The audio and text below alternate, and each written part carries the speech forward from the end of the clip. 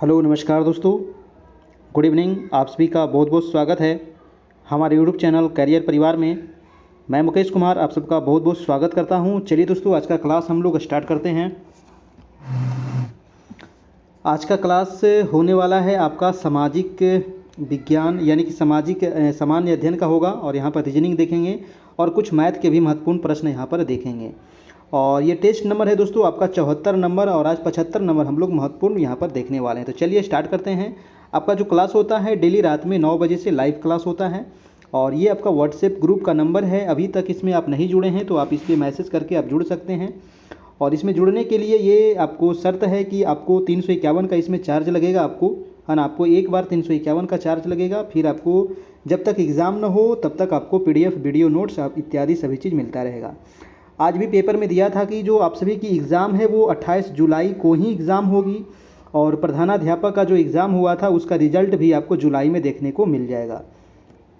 आप इसमें जुड़ने के लिए दोस्तों फ़ोनपे, गूगल पे या पेटीएम के माध्यम से इसी नंबर पे पेमेंट कीजिएगा, और उसका स्क्रीनशॉट ले लीजिएगा पेमेंट का, और इसी नंबर पे हमारा व्हाट्सएप पर भेज दीजिएगा, जहां आपको ग्रुप में जोड़ दिया जाएगा और सभी चीज़ आपको वहां पर प्रोवाइड करा दिया जाएगा। PDF है, नोट्स है, वीडियो है, और डेली 9 बजे से लाइव क्लास भी आपको वहाँ पर प्रोवाइड कराया जाएगा। हमारा ये टेलीग्राम चैनल है कैरियर परिवार, तो टेलीग्राम ग्रुप को भी आप ज्वाइन कर लीजिएगा। यहाँ पर भी मैं क्वेश्चन डालते रहता हूँ, जहाँ से आपका रिविज़न होते रहेगा। तो चलिए देखते हैं दोस्तों आज का पहला प्रश्न। आज का पहला प्रश्न है कि भारतीय संविधान के किस भाग में पंचायती राज से संबंधित प्रावधान किया गया है। जी हाँ, तो पंचायती राज से संबंधित प्रावधान किस भाग में है। देखिए, हमारे संविधान में अभी टोटल भागों की संख्या है 22, है ना। टोटल कितना भाग है, तो 22 भाग हैं हमारे संविधान में, और पंचायती राज किस भाग में वर्णन किया गया है ये आपको बताना है। भाग 6 में है, 7 में है, 8 में है या फिर 9 में है। तो सभी लोग अपना अपना कमेंट करते चलिएगा, लाइव चैट जो चल रहा है उसमें, है ना। और वीडियो पर चैनल पर नए हैं तो चैनल को जरूर से जरूर सब्सक्राइब कर लीजिएगा, बेल आइकन प्रेस कर लीजिएगा, वीडियो को लाइक कर दीजिएगा। पहला का आंसर हो जाएगा दोस्तों आपका आंसर नंबर डी, यानी कि ये जो है पंचायती राज, ये भाग 9 में इसका वर्णन किया गया है। पंचायती राज को हमारे संविधान में दोस्तों जोड़ा गया था। आपको 73वें संविधान संशोधन हुआ था आपका 1992 में, और 92 में इसको जोड़ा गया था, और 93 में इसको लागू कर दिया गया था पंचायती राज व्यवस्था, है ना। पंचायती राज जो भारत में है वो त्रिस्तरीय पंचायती राज है। बलवंत राय मेहता समिति की अनुशंसा के आधार पर इसको लागू किया गया था। ठीक है, तो ये चीज़ आप याद रखिएगा। दूसरा प्रश्न है आपका कि पंचायती राज प्रणाली किस पर आधारित है। बताइए, पंचायती राज जो प्रणाली है ये किस पर आधारित है। सत्ता के केंद्रीकरण पर या विकेंद्रीकरण पर, या फिर प्रशासन व जनता के सहयोग पर, या फिर उपयुक्त सभी पर।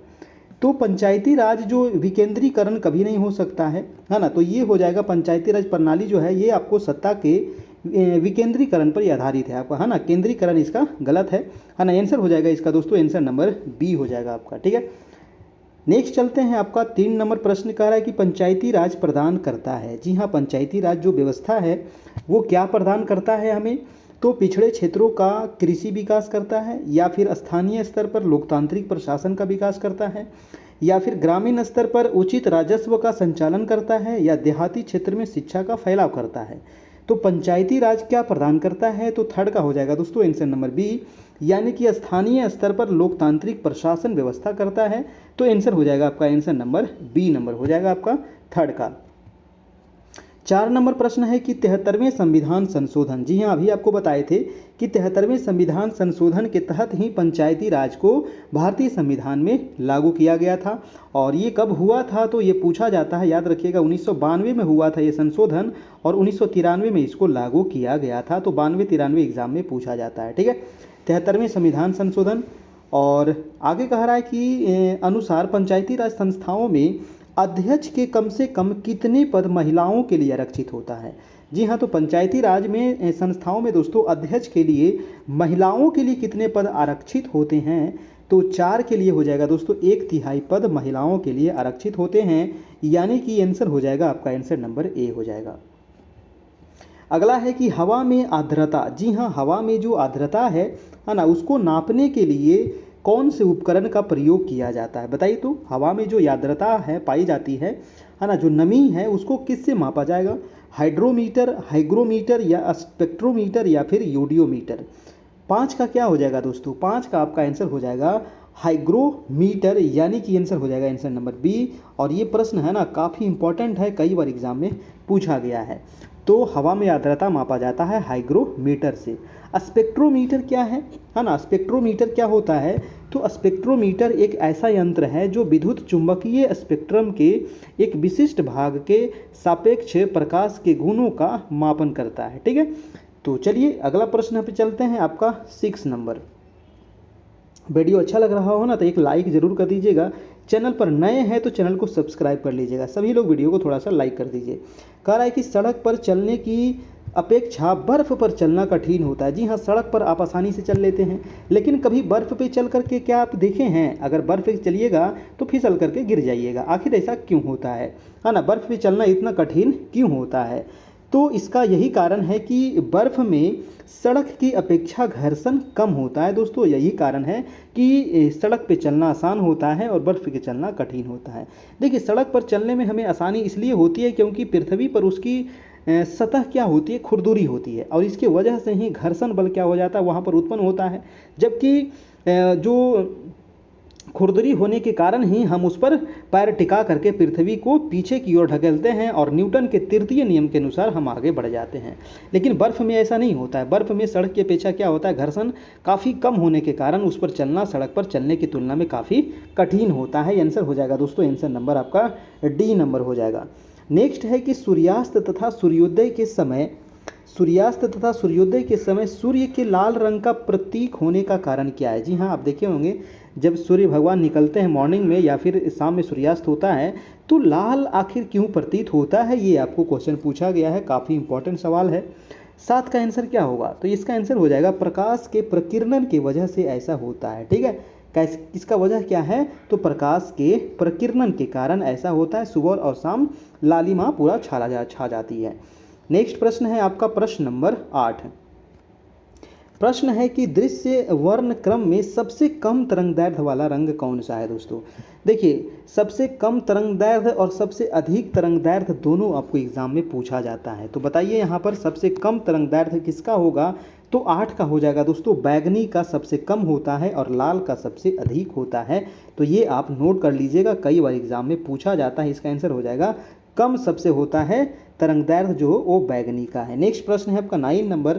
कह रहा है कि समुद्र में नदी की अपेक्षा तैरना आसान होता है। जी हाँ, आप नदी में तैरिएगा तो डूब जाइएगा अगर आपको तैरना नहीं आता है, लेकिन समुद्र में तैरना थोड़ा सा आसान होता है। क्यों, इसका कारण क्या है ना? अगर आप मृत सागर में अगर तैरते हैं तो आप डूबिएगा ही नहीं। क्यों नहीं डूबिएगा, उसका भी कारण है ना? तो समुद्र में तैरना आसान क्यों होता है, तो बताइए। ऑप्शन है कि समुद्री जल नमकीन होता है, ये तो सही है, समुद्री जल तो नमकीन होता है, लेकिन कारण क्या है ये नहीं बताया गया है। कह रहा है कि समुद्री जल गहरा होता है, समुद्री जल भारी होता है, समुद्री जल हल्का होता है। 9 का आंसर क्या हो जाएगा दोस्तों? देखिए, सोडियम क्लोराइड तथा अन्य लवणों की अधिकता के कारण समुद्री जल क्या होता है, नमकीन होता है, और फलतः समुद्री जल का घनत्व क्या हो जाता है, अधिक होता है। तो देखिए, यहाँ पर ऑप्शन देना चाहिए कि समुद्री जल का जो घनत्व होता है वो अधिक होता है, इसके वजह से उसमें तैरना आसान होता है। तो यहाँ पर जो आंसर हो जाएगा वो आंसर नंबर ए पर ही हमें जाना पड़ेगा, है ना, क्योंकि ये तीनों ऑप्शन में कोई भी आपका सटीक नहीं लग रहा है। ठीक है, तो आंसर हो जाएगा आपका आंसर नंबर ए हो जाएगा। ठीक है, क्योंकि उसका नमकीन होता है और इसके वजह से उसका घनत्व अधिक होता है। नेक्स्ट है कि हीरे की खनिजीय बनावट क्या है दोस्तों? हीरे की खनिजीय बनावट क्या है? कार्बन है, नाइट्रोजन है, निकेल है या फिर जस्ता है? तो सभी को पता है कि जो हीरा है दोस्तों वो कार्बन का ही अप्रूफ होता है ना। हीरा क्या है, तो कार्बन का अप्रूफ है, यानी कि आंसर क्या हो जाएगा आपका, आंसर नंबर ए हो जाएगा। ठीक है, चलिए दूसरा नेक्स्ट प्रश्न है आपका 10 नंबर का। निम्नलिखित में से कौन एक अणु परमाणविक कण नहीं है? बताइए, कौन एक अणु परमाणविक कण नहीं है? ऑप्शन है न्यूट्रॉन, प्रोटॉन, ड्यूट्रॉन या फिर इलेक्ट्रॉन। कौन एक अणु परमाणुक कण नहीं है? 11 का आंसर हो जाएगा ड्यूट्रॉन। ठीक है, आंसर क्या हो जाएगा आपका, आंसर नंबर ड्यूट्रॉन हो जाएगा आपका। चलिए नेक्स्ट सवाल देखते हैं आपका कि गुरु जल क्या होता है? जी हाँ, जल नहीं है यहाँ पर, गुरु जल है ना। तो गुरु जी हैं और जल के गुरु जी हैं, तो ये क्या होता है, ये ऑक्सीजन होता है प्लस हैवी हाइड्रोजन होता है इसमें। तो आंसर हो जाएगा 12 का आंसर नंबर ए हो जाएगा आपका, गुरु जल में। ठीक है, चलिए नेक्स्ट प्रश्न चलते हैं आपका अशुद्ध जल से बड़ी मात्रा में पेयजल तैयार किया जाता है। जी हाँ, अशुद्ध जल से बड़ी मात्रा में पेयजल कैसे तैयार किया जाएगा? मान लीजिए खराब जल है ना, उससे हमें क्या करना है, शुद्ध जल हमें चाहिए, तो हमें क्या करना पड़ेगा? ऑप्शन दिया गया है, निर्वलीकरण, आसवन द्वारा, या आयन आदान प्रदान द्वारा, या निर्धार द्वारा। तो अशुद्ध जल को हम बड़ी मात्रा में पेयजल बनाने के लिए इसको निर्जलीकरण के द्वारा इसको शुद्ध कर सकते हैं। ठीक है, चलिए, तो यहाँ पर आंसर हो जाएगा दोस्तों, आंसर नंबर ए हो जाएगा। एक बार आप लोग सभी लोग वीडियो को एक बार लाइक कर दीजिएगा जरूर से जरूर। ठीक है, चलिए अगला प्रश्न देख लीजिए। प्रश्न नंबर का रहा है 14 नंबर की, गैल्वनीकृत लोहे पर लेप होता है। बताइए, गैल्वनीकृत लोहे पर किस चीज का लेप होता है, ये आपको बताना है। एल्युमिनियम का होता है, गैलेन का होता है, गैलेना का, या फिर चांदी का, या फिर जस्ते का। 14 का आंसर हो जाएगा दोस्तों आपका आंसर नंबर डी, यानी कि जस्ते का इस पे लेप होता है। ठीक है, ये भी क्वेश्चन कई बार एग्जाम में पूछा गया है ना, यानी कि गैल्वनीकृत लोहे पर किसका लेप होता है, तो जस्ते का इस पर लेप होता है। अगला सवाल है आपका सवाल नंबर 15 नंबर। बताइए, 15 नंबर प्रश्न कर रहा है कि निम्नलिखित समूह तत्वों में से कौन सा एक पृथ्वी पर जीवन की उत्पत्ति के लिए मूलतः उत्तरदायी था? बताइए, पृथ्वी पर जीवन की उत्पत्ति के लिए मूलतः सबसे उत्तरदायी समूह यहाँ पर कौन सा है? तो इसका आंसर क्या होगा? देखिए, चारों ऑप्शन यहाँ पर मैं दिखा देता हूँ, है ना। बताइए, सबसे इंपॉर्टेंट यहाँ पर कौन सा तत्व था? तो 15 का आंसर हो जाएगा दोस्तों कार्बन, हाइड्रोजन और नाइट्रोजन। ये तीनों काफ़ी इंपॉर्टेंट था, है ना। स्टार्टिंग की बात कर रहा है ना, पृथ्वी पर जीवन की उत्पत्ति के लिए ये स्टार्टिंग में होना काफ़ी जरूरी था, तो आंसर हो जाएगा आपका बी नंबर। 15 का हो गया आपका। चलते हैं 16 नंबर प्रश्न।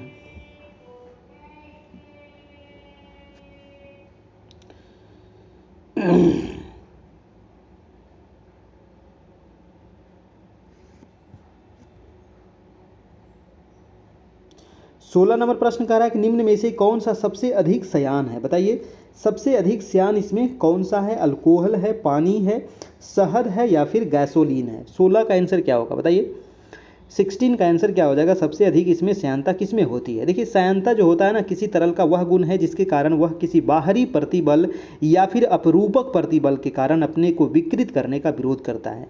तो दिए गए विकल्प में जो सबसे अधिक जो श्यान होगा वो शहद होगा आपका, है ना। आंसर हो जाएगा आपका आंसर नंबर सी हो जाएगा यहाँ पर बिल्कुल ही सही। नेक्स्ट है 17 नंबर की, मकड़ी कीट से भिन्न होती है क्योंकि मकड़ी में पाई जाती है। बताइए, जो मकड़ी होता है ना वो कीट से भिन्न होता है, मतलब अलग होता है, क्योंकि मकड़ी में क्या पाया जाता है? मकड़ी की में कितने टांग होते हैं? देखिए, यहाँ पर टांग दिया गया। बताइए, कभी टांग गिने है मकड़ी का, है ना। मकड़ी को पकड़ करके टांग आज के गिन लीजिएगा। ठीक है, तो मकड़ी का जो कितना टांग होता है, तो याद रखिएगा 8 टांग होता है दोस्तों। ये वही क्वेश्चन एग्जाम में पूछा गया था एक बार, है ना। 8 टांग होता है आपका मकड़ी का। आंसर हो जाएगा आंसर नंबर बी हो जाएगा। अगला प्रश्न है कि हल्दी के पौधे का खाने लायक हिस्सा बताइए। ये भी प्रश्न कई बार एग्जाम में आ चुका है कि हल्दी के पौधे का खाने लायक हिस्सा कौन सा होता है? देखिए, खाने लायक जो हिस्सा होता है हल्दी का वो होता है आपका प्रकंद, उसको कहते हैं। क्या कहते हैं? प्रकंद कहा जाता है। आप जड़ मत मार दीजिएगा, है ना, उसको प्रकंद कहा जाता है। 18 का हो जाएगा आपका answer number B. Methane gas उत्पादन करने वाला क्षेत्र कौन सा है? देखिए, मीथेन गैस कहाँ से उत्पादन होता है? गेहूं के खेत से बिल्कुल नहीं, मूंगफली के खेत से बिल्कुल नहीं, कपास के खेत से ये भी गलत है, धान के खेत जो होता है ना, अभी जो धान की रोपाई होगी उसमें से मीथेन गैस का उत्पादन होता है दोस्तों। तो आंसर हो जाएगा आंसर नंबर बी हो जाएगा आपका बिल्कुल ही सही।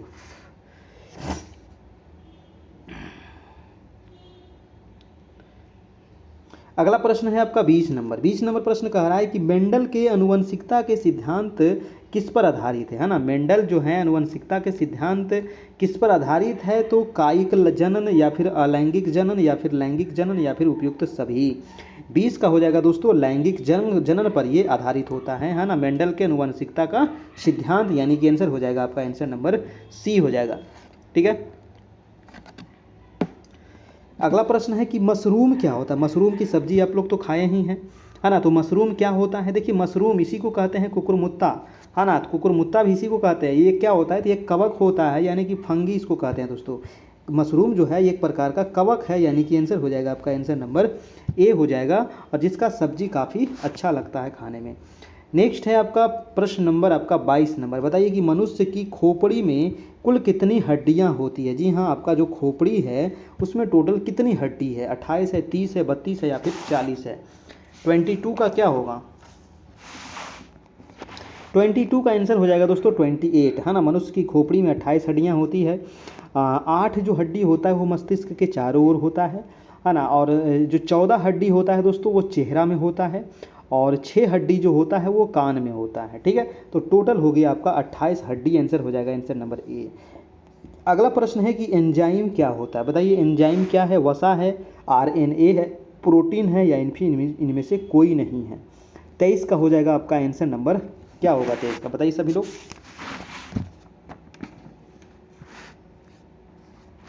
23 का हो जाएगा दोस्तों आंसर नंबर आपका सी, यानी कि जो एंजाइम है वो प्रोटीन है आपका होता है ना। आंसर हो जाएगा सी नंबर।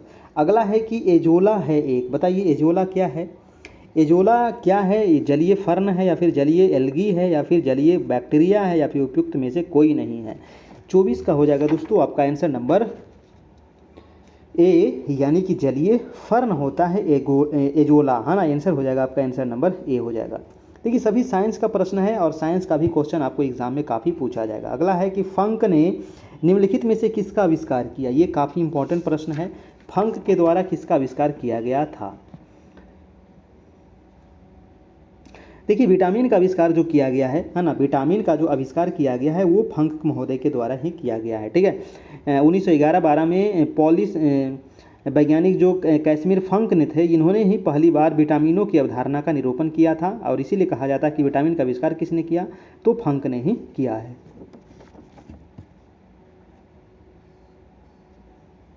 नेक्स्ट है आपका दोस्तों 26 नंबर का है, निम्नलिखित में से कौन सा एक संवैधानिक संशोधन मौलिक कर्तव्यों से संबंधित है? देखिए मौलिक कर्तव्य जो था ना, ये हमारे संविधान में नहीं था, मूल संविधान में।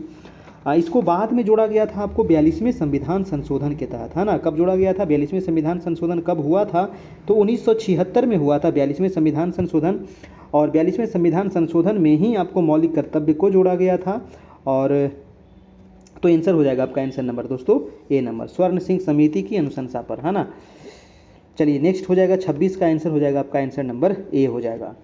अगला प्रश्न है आपका पूर्ति कीजिए, है ना। यहाँ पर फिल इन दी ब्लैंक्स को पूर्ति करना है। चलिए बिना कर्तव्य से के उसी प्रकार है जैसे मनुष्य बिना परछाई के। 27 में क्या हो जाएगा दोस्तों? देखिए यहाँ पर भरा जाएगा आपको अधिकार बिना कर्तव्य के उसी प्रकार है जैसे मनुष्य बिना परछाई के। तो यहाँ पर आंसर हो जाएगा आपका आंसर नंबर बी हो जाएगा आपका 27 का। और ये अर्नेस्ट बार्कर का कथन है दोस्तों, ये भी आप याद रखिएगा, है ना। 27 का हो जाएगा अर्नेस्ट बार्कर का यह कथन है कि अधिकार जो होता है वो बिना कर्तव्य के उसी प्रकार है जैसे मनुष्य बिना परछाई के, अर्नेस्ट बार्कर।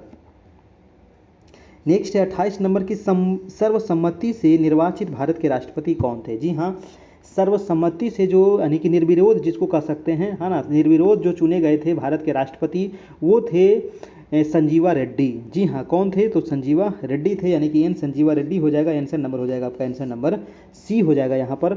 और इनका कार्यकाल कब से कब तक था? तो 1977 से लेकर के 1982 तक था आपका, है ना, एन संजीवा रेड्डी, ठीक है। ये निर्विरोध आपको भारत के राष्ट्रपति चुने गए थे, कार्यकाल भी ध्यान रखिएगा। नेक्स्ट है आपका कि भारत में राष्ट्रपति का निर्वाचन किस प्रकार से होता है? देखिए भारत में जो राष्ट्रपति का जो पद है वो अनुच्छेद 52 में इनका पद का वर्णन किया गया है, और इनका जो निर्वाचन है वो किस प्रकार से होता है दोस्तों, तो बताइए। तो 29 का आंसर क्या हो जाएगा? 29 का हो जाएगा अप्रत्यक्ष मतदान से, है ना। राष्ट्रपति का जो चुनाव होता है उसमें प्रत्यक्ष मतदान हम लोग करते हैं नहीं, वो अप्रत्यक्ष तरीके से होता है। किस प्रकार से होता है? तो चलिए मैं इसके बारे में थोड़ा सा बता देता हूँ कि यानी कि भारत के जो राष्ट्रपति है इनका जो निर्वाचन है ये अनुपातिक प्रतिनिधित्व पद्धति के अनुसार एकल संक्रमणीय मत प्रणाली द्वारा होता है, और ऐसे निर्वाचन में जो मतदान होता है वो गुप्त मतदान होता है। अनुच्छेद 54 के अनुसार निर्वाचक गणों में संसद के दोनों सदनों के निर्वाचित सदस्य, अनुच्छेद 54 के तहत इनका निर्वाचन होता है राष्ट्रपति का। और इनमें कौन कौन से भाग लेते हैं तो ये भी आप याद रखिएगा, यानी कि इनमें संसद के दोनों सदन, है ना, यानी कि लोकसभा और राज्यसभा के निर्वाचित सदस्य, याद रखिएगा निर्वाचित सदस्य ही इसमें सिर्फ भाग लेते हैं, मनोनीत सदस्य इसमें भाग नहीं लेते हैं। और इसके अलावा दिल्ली भी आपका केंद्र शासित जो प्रदेश है, और पुदुचेरी केंद्र शासित प्रदेश है, ये दो ऐसे राज्य हैं जहाँ विधानसभा है, तो वहाँ के भी विधानसभाओं के निर्वाचित जो सदस्य हैं वो भाग लेते हैं आपको राष्ट्रपति के चुनाव में। तो ये आप याद रखिएगा। इनका जो चुनाव होता है वो अप्रत्यक्ष निर्वाचन होता है, मतलब कि प्रत्यक्ष तरीके से नहीं होता है। अगला है कि लोकसभा के कम से कम कितने सत्र बुलाए जाते हैं। देखिए लोकसभा के साल में कितने सत्र बुलाए जाते हैं, ये क्वेश्चन आपको पूछा गया है। तो साल में कम से कम दोस्तों 2 बार इनका सत्र बुलाया जाता है लोकसभा का, और ये अनुच्छेद 85 के 1 के अनुसार ऐसा होता है। अनुच्छेद 85 के 1 के अनुसार ऐसा होता है कि लोकसभा साल में 2 बार सत्र बुलाया जाता है। ठीक है, चलिए यानी कि 6 महीने का अंतराल होता है। ये भी पूछ सकता है आपको, है ना, कि एक से दूसरे सत्र में कितने दिन का अंतराल होता है, तो 6 महीने का होता है।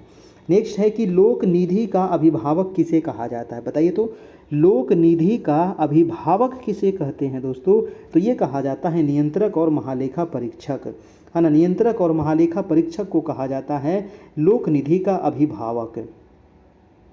देखिए आपको एक कमेंट करके यहाँ पर सभी लोगों को बताना है कि नियंत्रक और महालेखा परीक्षक अनुच्छेद कितने में है, क्योंकि अनुच्छेद से संबंधित मैं वीडियो बना चुका हूँ शुरू से लेकर के अंत तक। 2 से 3 वीडियो हुआ था अनुच्छेद का, वो पूरा आप देख लिए होंगे तो आपको याद होगा कि नियंत्रक और महालेखा परीक्षक अनुच्छेद कितने में थे, क्योंकि ये बहुत बार एग्जाम में पूछा गया है आपको। अगला है कि मध्यकाल में सर्वप्रथम भारत से व्यापार संबंध स्थापित करने वाले कौन थे। सर्वप्रथम पूछ रहा है मध्यकाल में, है ना। तो मध्यकाल में सबसे पहले जो व्यापार संबंध स्थापित हुआ था वो किसके साथ हुआ था, बताइए। 32 का आंसर क्या होगा। 32 का हो जाएगा दोस्तों आपका आंसर नंबर पुर्तगाली, है ना। आंसर हो जाएगा आपका पुर्तगाली के बीच सबसे पहले हुआ था। और पुर्तगाल भारत कब आया था, तो 1498 ईस्वी में आया था। पुर्तगाल कहाँ पर आया था, तो केरल के कालीकट में पहुंचा था, है ना। कालीकट के उस समय राजा कौन था, तो जमोरिन था, और उन्होंने ही इसका स्वागत किया था वास्को डी गामा का। नेक्स्ट प्रश्न है 33 नंबर की पब्लिक वर्क्स डिपार्टमेंट को 1845-55 के दौरान स्वरूप देने वाले कौन थे। बताइए पब्लिक वर्क्स डिपार्टमेंट को 1845-55 में दौरान स्वरूप देने वाले कौन थे। तो 33 का आंसर क्या होगा। 33 का जो आंसर हो जाएगा दोस्तों वो हो जाएगा आपका लॉर्ड डलहौजी। जी हाँ, लॉर्ड डलहौजी से पूर्व सार्वजनिक निर्माण का कार्य एक सैनिक बोर्ड पर था, और इसके कार्यकाल में पहली बार एक अलग सार्वजनिक निर्माण विभाग बनाया गया, और सार्वजनिक उपकरण के कार्य के लिए बहुत सा धन व्यय किया जाने लगा। अगला है आपका 34 नंबर प्रश्न है कि भारतीय पुरातत्व सर्वेक्षण की स्थापना कब हुई थी। बताइए भारतीय पुरातत्व सर्वेक्षण की स्थापना हुई थी किसके काल में, ये आपको बताना है। और ऑप्शन दिया गया है कि Lord Curzon, Lord Wellesley, Lord William Bentinck, Lord Hastings के काल में। 34 का आंसर हो जाएगा दोस्तों आपका आंसर नंबर ए हो जाएगा, यानी कि लॉर्ड कर्जन के शासनकाल में हुआ था दोस्तों पुरातत्व सर्वेक्षण की स्थापना, है ना। पुरातत्व सर्वेक्षण विभाग की स्थापना आंसर हो जाएगा आपका answer number A, Lord Curzon. और कर्जन का शासनकाल कब से कब तक था, तो 1899 से लेकर के 1905 ईस्वी तक इसका शासनकाल रहा था। ठीक है, चलिए तो 34 हो गया आपका। अब चलते हैं हम 35 की तरह। सभी लोग वीडियो को लाइक कर दीजिएगा दोस्तों जितने लोग देख रहे हैं, और इसका अगर PDF चाहिए तो आप हमें कांटेक्ट कीजिए 7857824310। आप इस नंबर पे कांटेक्ट कीजिए, आपको इसका PDF मिल जाएगा, नोट्स मिल जाएगा, वीडियो मिल जाएगा, है ना, प्रधान शिक्षक की सभी क्लास का। नेक्स्ट है 35 नंबर की कर्नाटक युद्ध किन किन के मध्य लड़ा गया था। बताइए दोस्तों कर्नाटक का युद्ध जो लड़ा गया था वो किसके बीच लड़ा गया था। ऑप्शन देखिए, जल्दी से इसका जवाब दीजिए। तो 35 का आंसर हो जाएगा आपका आंसर नंबर अंग्रेज और फ्रांसीसी के बीच लड़ा गया था आपको कर्नाटक का युद्ध। ठीक है, चलिए नेक्स्ट है आपको 36 नंबर प्रश्न कह रहा है कि आधुनिक इतिहासकार जिसने 1857 के विद्रोह को स्वतंत्रता की पहली लड़ाई कहा था। जी हाँ, वो आधुनिक इतिहासकार कौन था जो 1857 के विद्रोह को स्वतंत्रता की पहली लड़ाई कहा था दोस्तों। तो वो जो था आपका वो थे वीडी सावरकर। जी हाँ, वो कौन थे, तो वीडी सावरकर थे। सॉरी, वीडी सावरकर है ना, तो सावरकर जी सी में है ना, सी हो जाएगा आपका आंसर, है ना। यानी कि वीडी सावरकर ने अपनी पुस्तक में ये बात कहा था कि the Indian war of independence 1857 में एक विद्रोह को सुनियोजित स्वतंत्रता संग्राम की संज्ञा दी थी, और उन्होंने इसे स्वतंत्रता की पहली लड़ाई कहा था। तो कौन कहा था, वीडी सावरकर। ये क्वेश्चन बहुत बार एग्जाम में पूछा गया है, याद रखिएगा।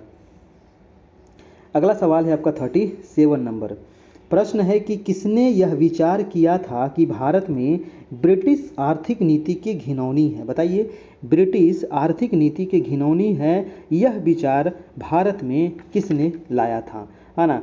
किसका विचार था दोस्तों? 37 का आंसर हो जाएगा आपका आंसर नंबर सी हो जाएगा, यानी कि कार्ल मार्क्स का ये विचार था आपका, है ना, कार्ल मार्क्स। ठीक है,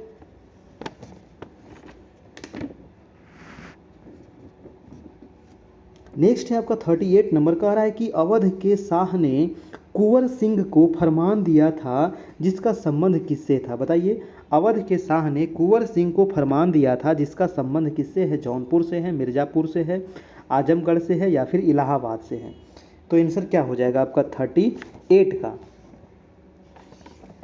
देखिए 38 का आंसर हो जाएगा आपका आंसर नंबर क्या होगा बताइए? सी नंबर हो जाएगा, आजमगढ़ से, है ना। चलिए नेक्स्ट है आपका दोस्तों 39 नंबर। 39 प्रश्न क्या कह रहा है? देखिए 1857 के विद्रोह का नेतृत्व बिहार में किसने किया था? बताइए, बिहार से संबंधित यहाँ पर बहुत सारा प्रश्न है आपको, और आंदोलन से संबंधित है ना, जिसमें बिहार का क्या योगदान था, वही एक क्वेश्चन है आपका, बहुत ही इंपॉर्टेंट सवाल है। तो सभी लोग स्किप मत कीजिएगा, पूरा देखिएगा वीडियो को। कह रहा है कि 1857 के विद्रोह का नेतृत्व बिहार में किसने किया था? तो सबको पता है कि बिहार में जो नेतृत्व किया गया था वो वीर कुंवर सिंह के द्वारा नेतृत्व किया गया था, और ये आरा के जगदीशपुर से इन्होंने लड़ाई किया था। तो आंसर क्या हो जाएगा आपका? आंसर नंबर बी हो जाएगा आपका 39 का। अगला है आपका 39 के बाद 40 नंबर प्रश्न, कह रहा है कि 1857 के दौरान बिहार में कहाँ के लोगों को आभास हुआ कि मानो देश से सरकारी प्रशासन समाप्त हो चुका है ना। बिहार में कहाँ के लोगों को ये आभास हुआ दोस्तों कि देश से सरकारी प्रशासन ही समाप्त हो चुका है? तो ये आभास हुआ था कहाँ से? तो तिरहुत से, है ना। ये आंसर हो जाएगा आपका आंसर नंबर सी, यानी कि तिरहुत। चलिए अगला है कि पटना विश्वविद्यालय की स्थापना कब हुई? मैंने इसके बारे में आपको पहले भी बता चुका हूँ कि पटना विश्वविद्यालय की स्थापना कब हुई थी, बताइए। तो इसका आंसर हो जाएगा दोस्तों 1917 ईस्वी में हुआ था पटना विश्वविद्यालय की स्थापना।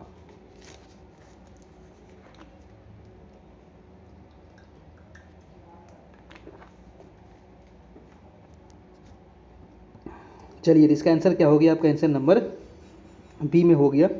नेक्स्ट है कि बाफ्टा अवार्ड्स 2022, बताइए बाफ्टा अवार्ड 2022 में कितने सर्वश्रेष्ठ फिल्म पुरस्कार मिला है? देखिए बाफ्टा अवार्ड जो दिया जाता है ना, ये फिल्म के क्षेत्र में दिया जाता है, और ये सर्वश्रेष्ठ फिल्म पुरस्कार है। और किसे मिला है ये पुरस्कार, ये आपको बताना है। बाफ्टा 2022, ये क्वेश्चन कई बार एग्जाम में पूछा गया है, बाफ्टा से संबंधित, है ना। तो 2022 वाला किसको दिया गया है? 42 का आंसर क्या हो जाएगा? आपका आंसर हो जाएगा the power of the dog, है ना। याद रखिएगा, the power of the dog को ये अवार्ड दिया गया है। नेक्स्ट सवाल है आपका, नीवा कार्यक्रम को लागू करने वाला पहला राज्य कौन बन गया दोस्तों? नीवा कार्यक्रम को लागू करने वाला पहला राज्य, तो 43 का हो जाएगा आपका नागालैंड। नागालैंड की राजधानी कहाँ है? तो कोहिमा है नागालैंड की राजधानी, ये भी आप ये ध्यान में रखिएगा, ठीक है। चलिए नेक्स्ट प्रश्न है आपका, हाल ही में किस राज्य में भारत का पहला अल्कोहल म्यूजियम खुला है दोस्तों? है ना, भारत का पहला अल्कोहल म्यूजियम खुला है, बताइए, है ना। तो राजस्थान है, असम है, गोवा है, या फिर तमिलनाडु है? 44 का क्या होगा आपका? 44 का क्या होगा आपका? ये आंसर हो जाएगा गोवा में खुला है दोस्तों अल्कोहल म्यूजियम। गजब का है भाई, आंसर हो जाएगा आंसर नंबर सी। बिहार में तो पूरा दारू बंद है, यहाँ पर अल्कोहल म्यूजियम खुल गया। अगला प्रश्न है 45 नंबर की, भारतीय रेलवे कहाँ में देश का पहला केबल रेल ब्रिज बना रहा है? बताइए, भारतीय रेलवे ने कहाँ देश का पहला केबल रेल ब्रिज बना रहा है? तो 45 का आंसर हो जाएगा आपका आंसर नंबर जम्मू कश्मीर में, है ना। कहाँ? तो जम्मू कश्मीर में। अगला सवाल है आपका 46 नंबर, कह रहा है हाल ही में वर्ल्ड हैप्पीनेस रिपोर्ट 2022 भारत को कौन सा स्थान? वेरी वेरी इंपॉर्टेंट है, काफ़ी इंपॉर्टेंट प्रश्न है दोस्तों, और ये सब प्रश्न आपको करंट अफेयर में जरूर पूछा जाएगा। तो आज का जो सेट था ना, इसमें करंट अफेयर भी है, बिहार का आंदोलन से संबंधित है, आपको सभी चीज़ों से यहाँ पर क्वेश्चन मिलेगा। रीजनिंग भी देखेंगे हम लोग, आगे मैथ भी देखेंगे, ठीक है। तो बताइए कि हाल ही में वर्ल्ड हैप्पीनेस रिपोर्ट 2022 में भारत का स्थान कौन सा है? ये क्वेश्चन जो है ना बहुत बार छप चुका है, आप लोग के एग्जाम में भी छप सकता है। 46 का आंसर हो जाएगा आपका आंसर नंबर, 136वां रैंक है आपको भारत का, ठीक है। सभी लोग एक बार बताइएगा कि 2021 में भारत का क्या रैंक था? अगर किन्हीं को पता है तो आप लोग कमेंट करके बताइएगा, है ना। 2021 में भारत का क्या रैंक था और 2022 में क्या रैंक है? तो 136वां। अगला है आपका कि जनवरी 2022 में सबसे कम बेरोजगारी दर कहाँ दर्ज किया गया, ये भी काफ़ी इंपॉर्टेंट है ना। यानी कि 2022 में सबसे कम बेरोजगारी दर कहाँ पर दर्ज किया गया है, तो 47 का हो जाएगा आंसर नंबर सी, यानी कि तेलंगाना में। जी हाँ, तेलंगाना जो वही राज्य है जो आपको आंध्र प्रदेश से अलग हुआ है। कब अलग हुआ था, तो 2 जून 2014 को ये अलग हुआ था। ठीक है, तो तेलंगाना जो है क्या है, तो 2022 में सबसे कम बेरोजगारी दर वाला राज्य हो गया। ठीक है, तो आंसर हो जाएगा, आंसर नंबर सी हो जाएगा। चलिए नेक्स्ट प्रश्न है आपका प्रश्न नंबर 48 नंबर। प्रश्न कह रहा है कि किस टीम ने हाल ही में national women's ice hockey championship 2022 का खिताब जीता। बताइए, national women's ice hockey championship 2022 का खिताब किस टीम ने जीता है, काफ़ी इंपॉर्टेंट प्रश्न है आपका। तो 48 का क्या हो जाएगा, 48 का आंसर हो जाएगा आपका आंसर नंबर लद्दाख ने जीता है आपका। आइस हॉकी चैंपियनशिप 2022 किसने जीता, तो लद्दाख ने ये जीता है। 49 नंबर है कि यूएस और कौन सा देश संयुक्त हवाई अभ्यास कोप साउथ 2022 आयोजित करेगा। बताइए, ये भी वेरी इंपॉर्टेंट है और इस प्रकार का जो अभ्यास है हर एक देशों के बीच होते रहता है। और ये कोप साउथ 2022 जो अभ्यास किया गया है ये यूएस यानी कि यूनाइटेड स्टेट और किसके साथ ये किया गया है। बताइए, तो 49 का आंसर क्या होगा दोस्तों, 49 का हो जाएगा आपका आंसर नंबर बांग्लादेश, है ना। तो ये कोप साउथ किसके साथ किया गया है, तो बांग्लादेश के साथ किया गया है। चलिए नेक्स्ट प्रश्न है आपका 50 नंबर प्रश्न। 50 नंबर कह रहा है कि हाल ही में डीआरडीओ ने स्वदेशी हाई स्पीड हीट अभ्यास का सफलतापूर्वक परीक्षण कहाँ से किया है। काफ़ी इंपॉर्टेंट प्रश्न है और सभी करेंट अफेयर का है और बहुत ही इंपॉर्टेंट, डीआरडीओ वगैरह तो ये तो काफ़ी इंपॉर्टेंट है ना। तो बताइए, डीआरडीओ ने स्वदेशी हाई स्पीड हीट अभ्यास का सफलतापूर्वक परीक्षण कहाँ किया है। 50 का क्या होगा, 50 का आंसर हो जाएगा आपका उड़ीसा से किया है ना। उड़ीसा से किया जाता है ना। उड़ीसा के चांदीपुर से ही ये सब प्रक्षेपित किया जाता है। ये है उड़ीसा राज्य, है ना, यहीं से किया गया है आपका। एक बार आप लोग को कमेंट करके बताना है कि डीआरडीओ का फुल फॉर्म क्या होता है। ये भी आपको कई बार एग्जाम में पूछा गया है कि डीआरडीओ का फुल फॉर्म क्या होता है। दोस्तों कमेंट करके बताइए जिनको पता है। ठीक है, चलिए नेक्स्ट प्रश्न है आपका 51 नंबर की। हाल ही में किसे वीवो की जगह इंडियन प्रीमियर लीग आईपीएल का नया टाइटल स्पॉन्सर बनाया गया। जी हाँ, तो ये तो क्वेश्चन आपको पता ही होगा क्योंकि अगर आप लोग आईपीएल तो देखे ही हैं। तो अभी पहले वीवो रहता था इसका, है ना, टाइटल स्पॉन्सर रहता था, लेकिन इस बार चेंज हो गया है दोस्तों। तो इस बार कौन था बताइए, जियो है या पतंजलि है, टाटा है या फिर सैमसंग है। बहुत इंपॉर्टेंट, इस प्रकार का प्रश्न ना बहुत बार एग्जाम में पूछा गया है, बीपीएससी के द्वारा तो बहुत बार पूछा गया है। 51 का हो जाएगा टाटा। जी हाँ, इस बार जो स्पॉन्सर किया था वो टाटा के द्वारा किया गया था आपका आईपीएल, इंडियन प्रीमियर लीग। और इस बार आईपीएल कौन जीता था बताइए, तो इस बार आईपीएल कौन जीता, तो गुजरात टाइटन जीता था इस बार। ठीक है, चलिए नेक्स्ट प्रश्न है आपका 52 नंबर कि गुजरात विधानसभा की पहली महिला स्पीकर कौन बनी है। बताइए, गुजरात विधानसभा की पहली महिला स्पीकर कौन बनी है। 52 का हो जाएगा आपका नीमाबेन आचार्य बनी है आपका, है ना, नीमाबेन आचार्य। ये ज़्यादा इंपॉर्टेंट नहीं है क्योंकि ये गुजरात की है ना, बिहार का रहता तो थोड़ा सा ज़्यादा हो जाता। अगला है 53 नंबर की। हाल ही में कौन रेटिंग एजेंसी ICRA के नए प्रबंध निदेशक समूह बने हैं। दोस्तों ये थोड़ा सा अच्छा प्रश्न है कि रेटिंग एजेंसी मतलब कि ये रेटिंग देने वाला है ना, नए प्रबंध निदेशक कौन बना है ICRA का। 53 का हो जाएगा आपका आंसर नंबर रामनाथ कृष्णन ये बने हैं आपका, है ना, रामनाथ कृष्णन आंसर हो जाएगा, आंसर नंबर डी हो जाएगा। देखिए वीडियो को लाइक जरूर कर दीजिए, जितने लोग देख रहे हैं अभी, है ना, 400-500 आप लोग देखते रहते हैं, 600 लोग तक लाइव देखते हैं, लेकिन लाइक मात्र 100-150 ही रहता है ना। पता नहीं किन्हीं लोगों को थोड़ा सा दिक्कत है। थोड़ा सा लाइक कर दीजिएगा, है ना, उससे किसी का कुछ जाएगा नहीं, अच्छा लगता है थोड़ा सा, है ना। चलिए अब देखते हैं दोस्तों यहाँ पर कुछ मैथ प्रश्न। अब देखिए कुछ मैथ का प्रश्न हम लोग यहाँ पर देख लेते हैं। प्रश्न नंबर 54 क्या कह रहा है देखिए आप लोग, और इसको बनाने का प्रयास कीजिए, है ना। कॉपी कलम आप लोग सभी लोग निकाल लीजिएगा, जितने लोग हैं कॉपी कलम निकाल लीजिए।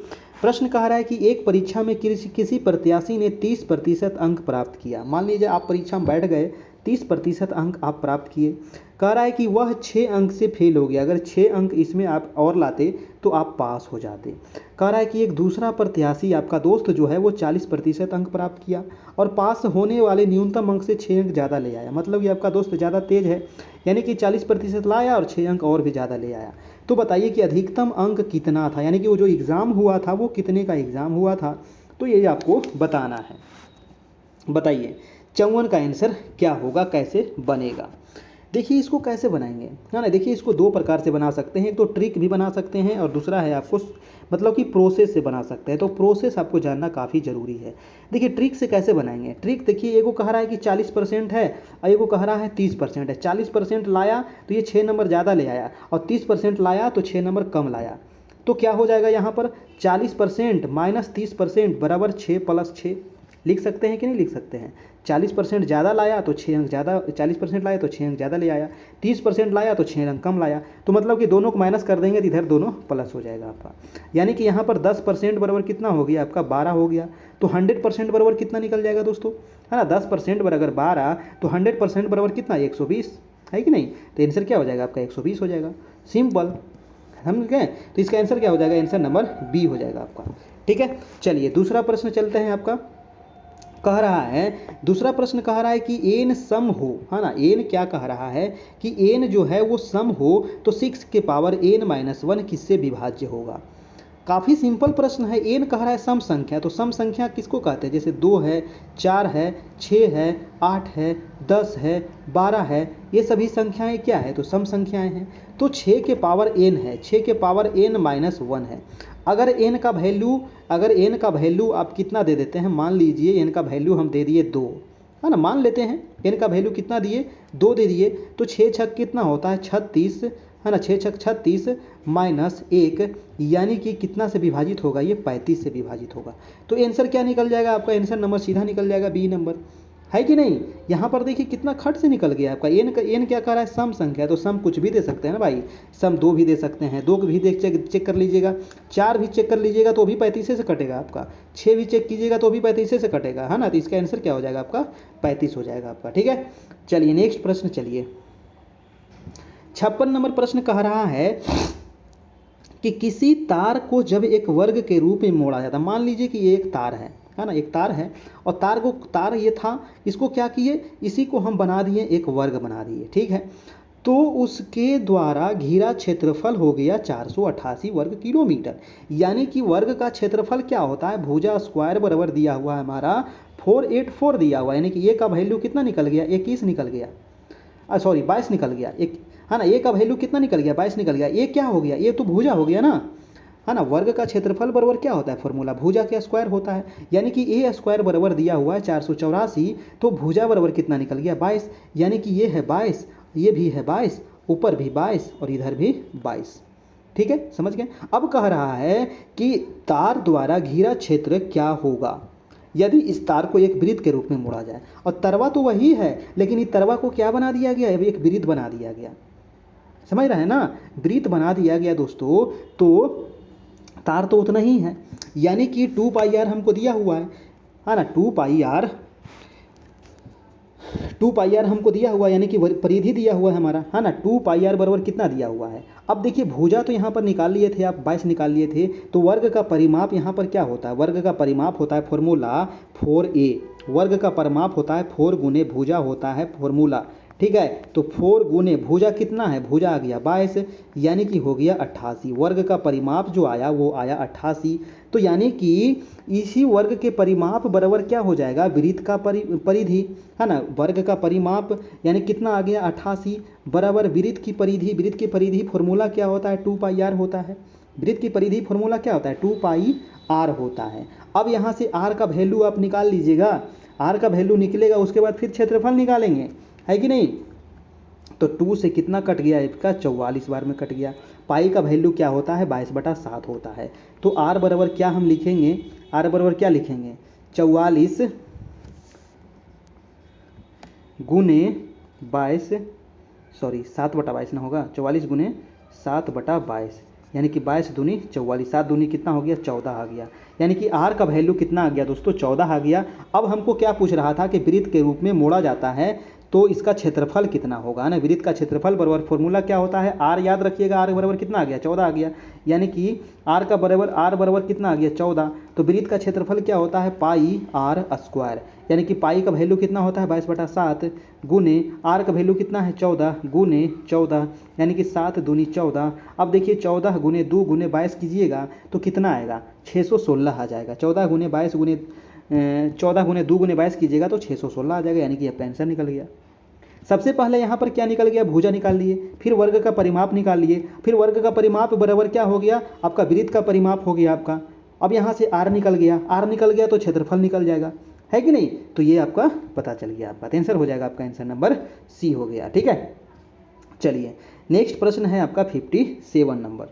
57 क्या कह रहा है कि x बराबर इतना, y बराबर इतना और z बराबर इतना, तो इतना बराबर कितना, है कि नहीं। तो कैसे निकलेगा बताइए। यहाँ पर आप देखिए क्या करना है, यहाँ पर इसको थोड़ा सा और तोड़ देना है, यानी कि यहाँ पर दिया हुआ है x बराबर a इंटू बी माइनस सी दिया हुआ है कि नहीं भाई। अब इसको हम क्या लिख सकते हैं, a को हम इधर ले आते हैं, a को हम इधर ले आते हैं, ठीक है। तो हो जाएगा x बटा a बराबर b माइनस सी लिख सकते हैं। उसी प्रकार से यहाँ पर y बटा b लिख सकते हैं, y बटा b बराबर क्या लिखिएगा c माइनस a लिखिएगा, लिखेंगे कि नहीं। फिर z बटा c बराबर क्या लिख सकते हैं, तो a माइनस बी लिख सकते हैं, इतना तो लिख सकते हैं। अब देखिए यहीं से देखिए निकल गया x बटा a, y बटा b और z बटा c। अब इसी का वैल्यू निकला हुआ b minus C, c minus a और a माइनस बी, है कि नहीं। पता चला आपको, चला गया। अब देखिए हम आगे इसको क्या करेंगे। अब देखिए इतना तो आप निकाल लिए, x बराबर y बराबर और z बराबर, ठीक है। तो अब क्या करेंगे,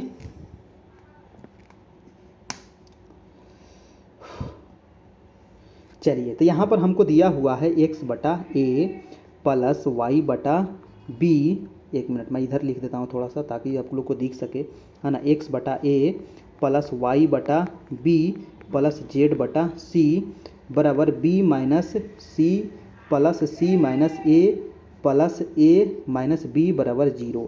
अब यहाँ पर देखिए क्या करना था दोस्तों, तीनों तरफ यहाँ पर घन कर दीजिएगा, है ना। तीनों को यहाँ पर हम जोड़ दिए, क्या किए, तीनों को हम जोड़ दिए, x बटा a y बटा b और z बटा c, तीनों को जोड़ दिए और इधर भी तीनों को जोड़ दिए। अब देखिए यहाँ पर क्या करेंगे, a plus B plus C बराबर अगर 0 होता है तो a cube plus B cube plus C cube minus 3abc बराबर भी 0 होता है। तो यहाँ पर देखिए a cube plus B cube plus C cube बराबर क्या हो जाएगा, माइनस 3ab बराबर 0 हो जाएगा। अब देखिए यहाँ पर आपको वैल्यू दिया हुआ था x बटा a, है ना, x बटा a का होल क्यू प्लस y बटा b का होल क्यू, तीनों तरफ क्यू कर दिए, z बटा c इसका क्यू कर दिए, है ना, फॉर्मूला के आधार 3xy z बटा ए बी सी, है ना। तो यही तो हमको निकालना था, है ना, यही तो आपको निकालना था। तो इसका बराबर क्या हो गया 3xyz बटा ए बी सी, ठीक है, 3xyz बटा ए बी सी। अगर ये समझ में नहीं आया है तो मैं इसका सोल्यूशन आप लोग को दे दूंगा, वहाँ से आप इसको देख लीजिएगा, ठीक है। थोड़ा सा मतलब कि उन पेचीदा टाइप के आगे हो गया है, ठीक है। तो इसको मैं आगे आपको सोल्यूशन इसका दे दूंगा ग्रुप में, तो वहाँ से आप इसको देख लीजिएगा। अगला देखिए प्रश्न कह रहा है कि एक विक्रेता ने एक घोड़ा उसकी कीमत पर 20% छूट खरीदा। बताइए कि एक घोड़ा है और उसकी कीमत, उसकी मूल कीमत पर 20% छूट पर ये खरीदता है ना। मान लीजिए कि घोड़ा का मूल कीमत कितना है दोस्तों, 100 रुपया। मान लीजिए घोड़ा का जो मूल कीमत है 100 रुपया है और 100 रुपया जो कीमत है तो 20% छूट पर खरीदा, या इसका मतलब कितना में खरीदा था, 80 रुपये में खरीदा। अब कह रहा है कि उसने मूल कीमत से 40% अधिक कीमत पर बेच दिया, यानी कि मूल कीमत से 40% अधिक पर वो बेच दिया। तो अब 40% अधिक पर बेच दिया, इसका मतलब मूल कीमत कितना था 100 था, बेचा कितना में 140 में बेच दिया। खरीदा था ये 80 में और बेच दिया 140 में, तो इसको लाभ कितना हो गया, यही तो पूछ रहा है कि लाभ प्रतिशत कितना होगा। तो लाभ प्रतिशत बराबर फॉर्मूला होता है ना, खरीदा 80 में और बेचा कितना 140 में, तो लाभ कितना हुआ 60 रुपया का लाभ हुआ। तो लाभ प्रतिशत बराबर फॉर्मूला कितना होता है, लाभ गुने 100 बटा करें मूल, है कि नहीं। इसको आप काट दीजिए, 0 से 0, 8 से काटिए, 8 से कटेगा ना, 4 से देखिए कट जाएगा, 4 दूनी 8 और 4 से 25 बार में, फिर 2 तिया 6, 25 तिया कितना होता है 75% आ गया आंसर नंबर, यानी कि उसे कितना प्रतिशत लाभ हुआ, तो 75% का उसको लाभ हो गया। आपका आंसर हो जाएगा ए नंबर आपका, ठीक है, यानी कि 20% छूट पर खरीदा, इसका मतलब 80 में खरीदा। फिर कह रहे 40% अधिक पर बेच दिया, यानी कि 140 में बेच दिया। लाभ कितना हुआ, 60 रुपये का लाभ हुआ, यानी कि लाभ गुने 100 बटा क्रय मूल्य निकल गया आपका खट से। चलिए नेक्स्ट प्रश्न देख लेते हैं आपका। अब कुछ रीजनिंग का प्रश्न यहाँ पर देखते हैं। 59 नंबर प्रश्न कह रहा है कि वर्ष जो है वो महीना से संबंधित है ना। वर्ष से छोटा क्या होता है, महीना होता है। तो रुपया से छोटा क्या होगा आपका, पैसा हो जाएगा, यानी कि आंसर हो जाएगा आपका, आंसर नंबर बी हो जाएगा आपका।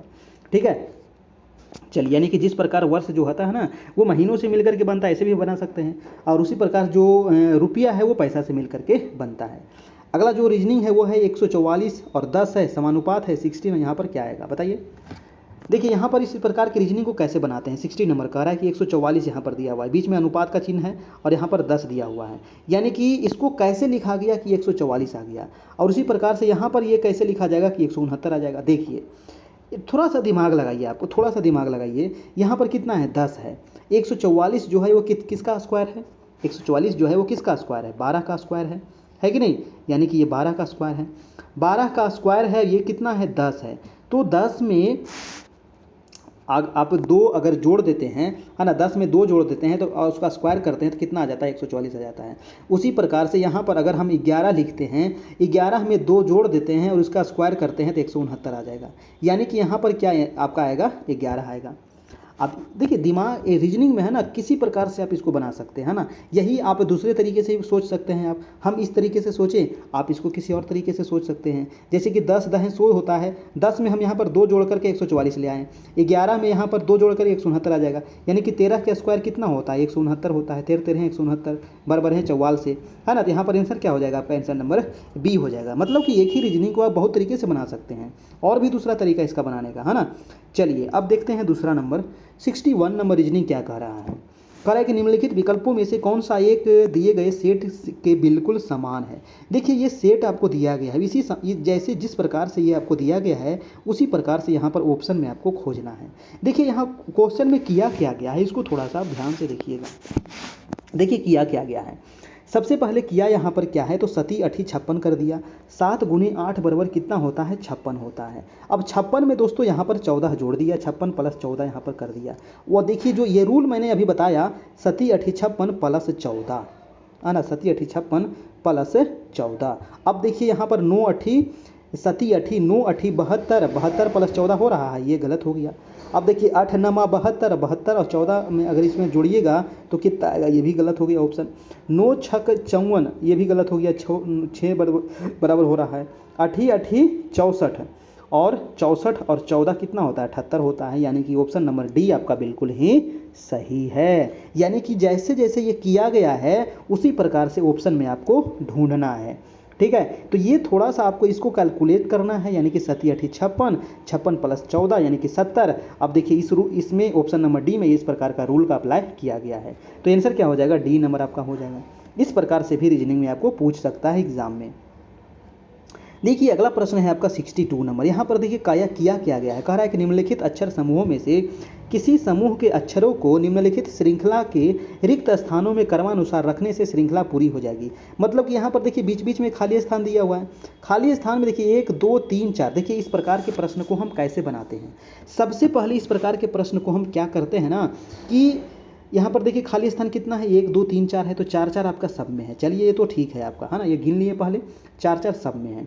अब क्या करेंगे कि हम इसको गिन लेंगे कि ये टोटल कितना है, ये कितना है टोटल, तो 2 हो गया, 2 4 हो गया, 4 5 9 हो गया, 9 3 12 हो गया, 13 14 15 16 हो गया, यानी कि 16 हो गया। यहाँ पर 4 4 का यहाँ पर जोड़ा बनेगा।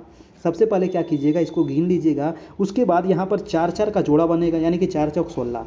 अब देखिए यहाँ पर 4 4 का ही जोड़ा बनेगा। अब ये देखिए यहाँ पर कैसे बनेगा, ये देख लीजिए।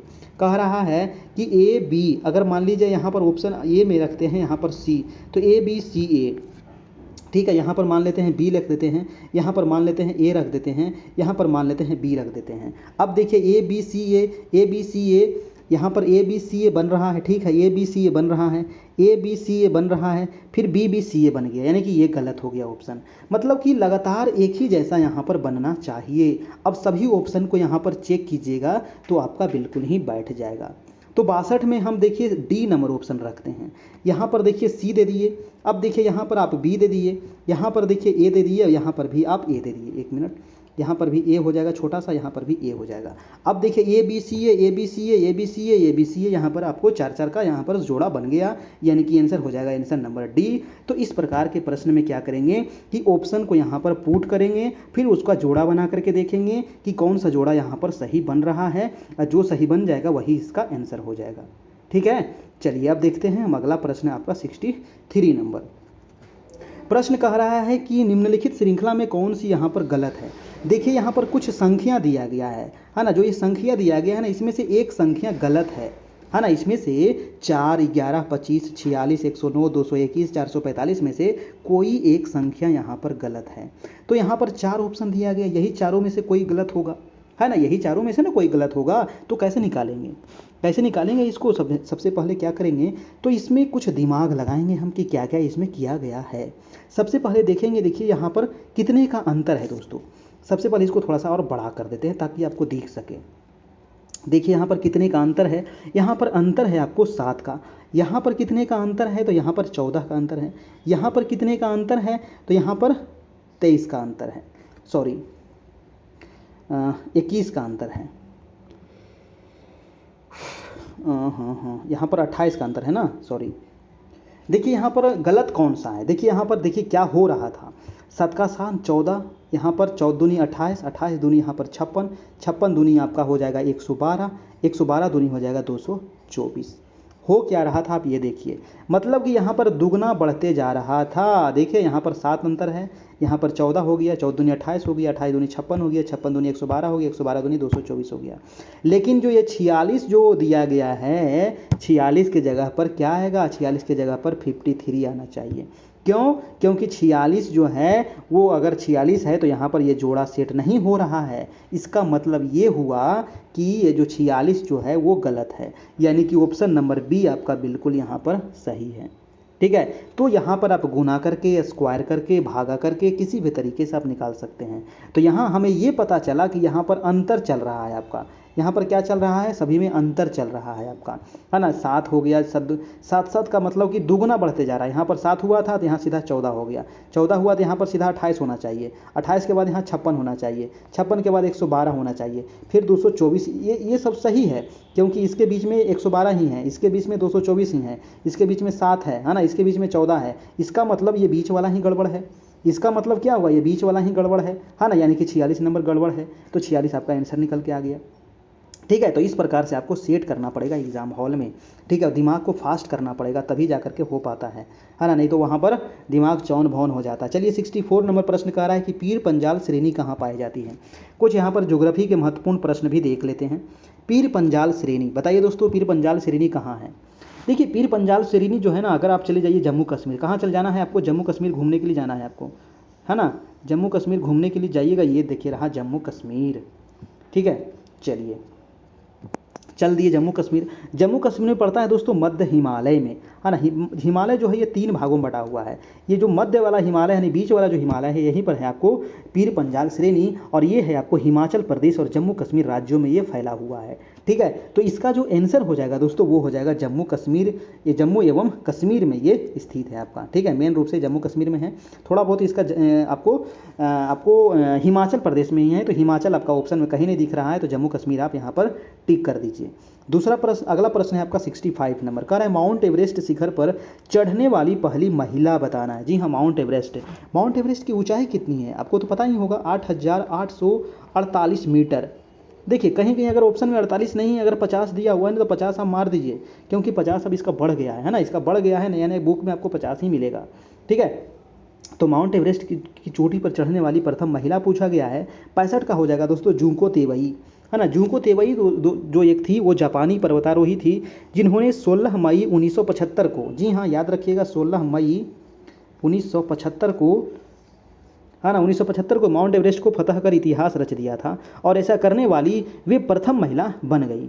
ठीक है। और ये जो जुको तेबई है ना, ऐसा नहीं कि सिर्फ माउंट एवरेस्ट पर ही, सातों महादेश जो हैं उसके जो सर्वश्रेष्ठ शिखर हैं उस पर भी चढ़ने वाली पहली महिला ये बनी है। यानी कि भारत जो एशिया महादेश है, एशिया की सबसे ऊंची चोटी माउंट एवरेस्ट है। अब यूरोप की सबसे ऊंची चोटी जो है, अब जो अमेरिका की सबसे ऊंची चोटी है, दक्षिण अमेरिका की सबसे ऊंची चोटी है, उस पर ये फतह करने वाली पहली महिला बन गई। यानी कि सातों महादेश पर ये चढ़ गई है आपका, ठीक है। याद रखिएगा, जुको तेबई जापान की है। अगला है कि निम्न नदियों में से कौन सर्वाधिक प्रदूषित है? बताइए सबसे प्रदूषित नदी कौन सा है दोस्तों, है ना। तो सबसे प्रदूषित जो नदी है वो क्या हो जाएगा आपका, बताइए 66 का आंसर क्या होगा। देखिए दामोदर नदी, ऑप्शन जो यहाँ पर दामोदर जो है ना, दामोदर नदी बहुत ही आपको प्रदूषित नदी है ना। देखिए दामोदर नदी ये प्रदूषित इसलिए भी हो गया है क्योंकि जितने भी झारखंड में जो बहुत सारे बहुत बड़े बड़े यहाँ पर कल कारखाने लगाए गए हैं झारखंड में, और इसमें आपको सीधा बहा दिया गया है उसका सभी कचरा, तो इसकी वजह से ये नदी क्या हो गया है, बहुत प्रदूषित हो गई है ना। अगर यहाँ पर यमुना नदी रहता है ना, यमुना रहता तो यमुना भी आप टिक कर सकते थे, ठीक है। चलिए नेक्स्ट है कि कौन सी मिट्टी कपास की खेती के लिए सबसे उपयुक्त है? बहुत ही अच्छा प्रश्न है आपका, ठीक है। कपास की खेती, देखिए कपास की खेती होती है ये महाराष्ट्र है ना, थोड़ा सा बड़ा बन गया है, ये महाराष्ट्र है, ठीक है।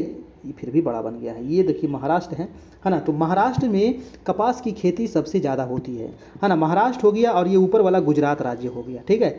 ऊपर वाला जो ये गुजरात है, तो गुजरात में भी आपको कपास की खेती बहुत अधिक होती है, ठीक है। तो कपास की खेती लिए कह रहा है कौन सी मिट्टी चाहिए, तो मिट्टी यहाँ पर पाई जाती है काली मिट्टी, ठीक है। कौन सी मिट्टी?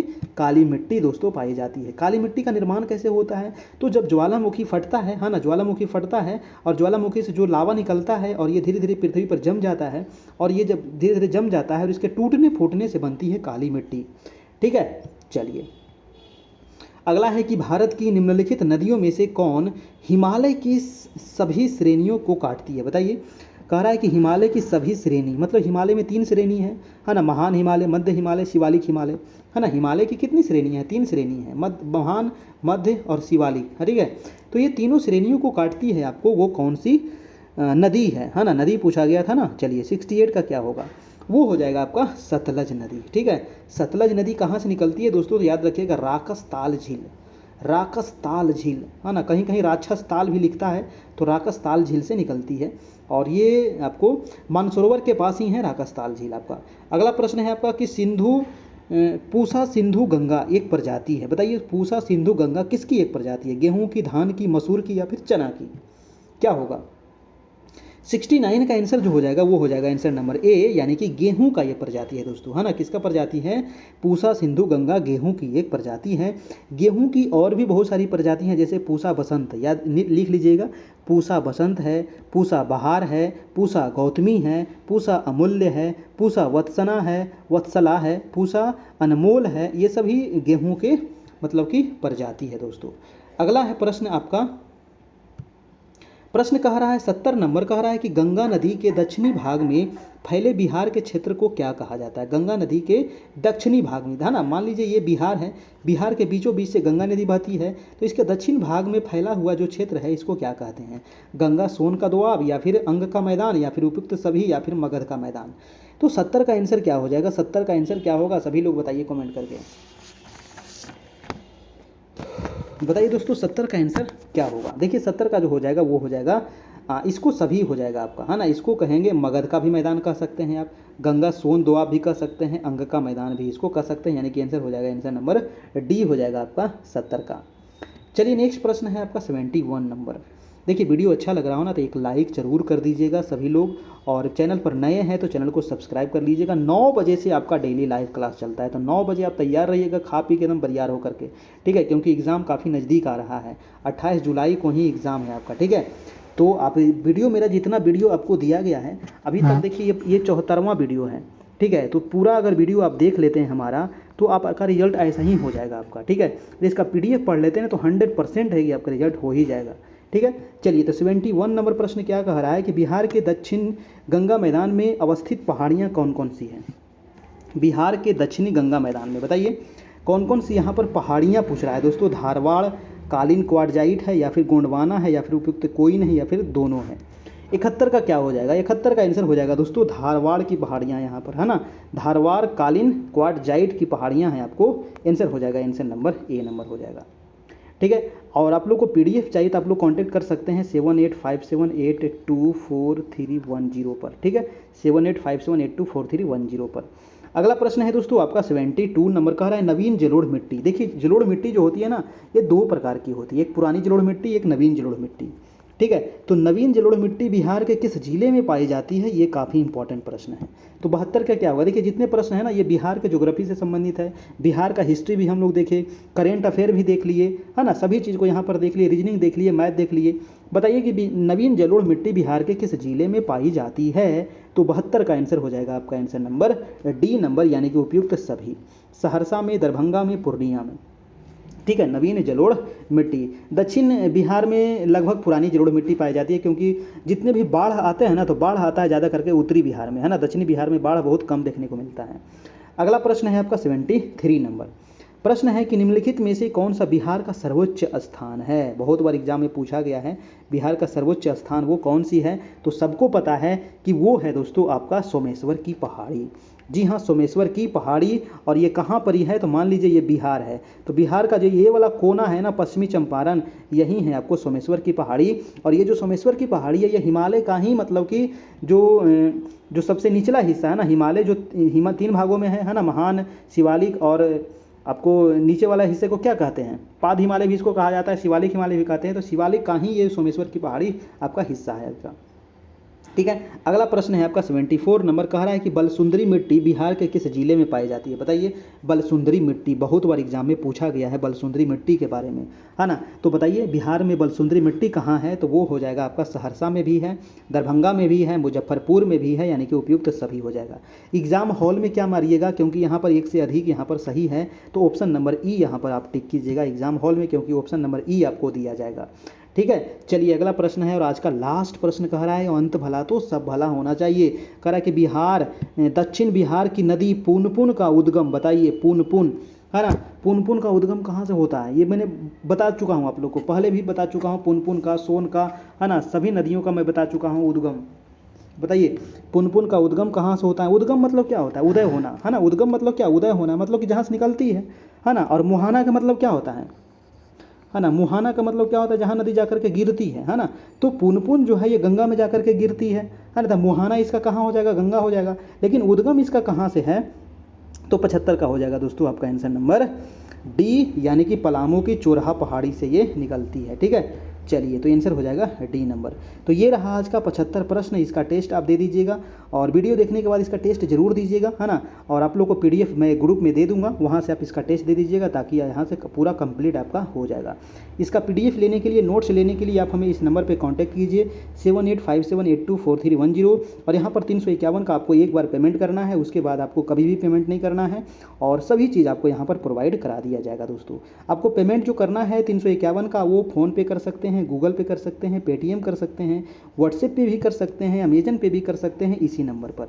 जो लोग पेमेंट करेंगे स्क्रीनशॉट जरूर ले लेंगे और ले करके हमारे इस नंबर पर आप जरूर भेज देंगे। लाइव क्लास आपको डेली 9 बजे से मिल जाएगा। और ये हमारा चैनल है कैरियर परिवार, तो इसको आप सब्सक्राइब जरूर कर लीजिएगा, ताकि आने वाला हर एक वीडियो का नोटिफिकेशन आपको मिलता रहे। सीटेट की भी तैयारी हमारे यहाँ हो रही है, हिंदी की हो रही है, संस्कृत की हो रही है ना, शिक्षा शास्त्र की हो रही है, सामाजिक विज्ञान की हो रही है। तो जो लोग पढ़ना चाहते हैं दोस्तों, तो हमें इस नंबर पे कांटेक्ट कीजिए और एडमिशन लीजिए, क्लास चल रही है। आज का जो टेस्ट हुआ, टेस्ट नंबर 74 यहाँ पर कंप्लीट हो गया। और यहाँ पर हम लोग सामान्य अध्ययन देखे, बिहार का पूरा ज्योग्राफी देखे, बिहार का हिस्ट्री देखे, करंट अफेयर सभी चीज़ देखे, है ना। और चलिए तो आज इतना ही रहने देते हैं, और फिर हम मिलेंगे अगले क्लास में कल इसी समय इसी चैनल पर। तब तक के लिए good night, goodbye and take care.